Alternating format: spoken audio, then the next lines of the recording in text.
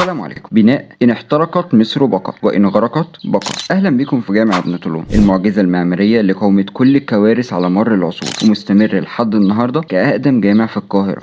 وقت حكم أحمد بن طولون لمصر كان عايز يبني جامع لو مصر غرقت ما يغرقش ولو مصر اتحرقت ما يتحرقش، وبالفعل اختار المكان على هضبة عالية جدا وهي جبل يشكر، والمفاجأة إنه اتبنى على إيد مهندس مسيحي وهو سعيد بن كاتب الفرغاني سنة 879 ميلادية. والجامع الحقيقة كان فيه حاجات كتير مميزة زي الشبابيك الجصية وعدد الأبواب الكبيرة اللي بيوصل ل 42 باب، ده غير إن في واحد من أقدم المنابر في القاهرة. لكن أكتر حاجة بتميز جامع ابن طولون هي المأذنة الملوية اللي تعتبر أغرب مأذنة موجودة في مصر، وده لأننا عارفين إن السلالم بتبقى جوه المأذنة، لكن المأذنة في جامع ابن طولون مبنية من بره، عشان كده اسمها المأذنة الملوية زي مأذنة جامع سامراء في العراق. ولتأكيد أهميته فجامع أحمد بن طولون هو اللي موجود لحد دلوقتي على 5 جنيه مصرية، وبيعتبر من أهم المعالم الأثرية في القاهرة ومصر. وبس يا سيدي، دي كانت زيارتنا النهارده، كان معاك أنور أفندي، اشوفك الزيارة الجاية.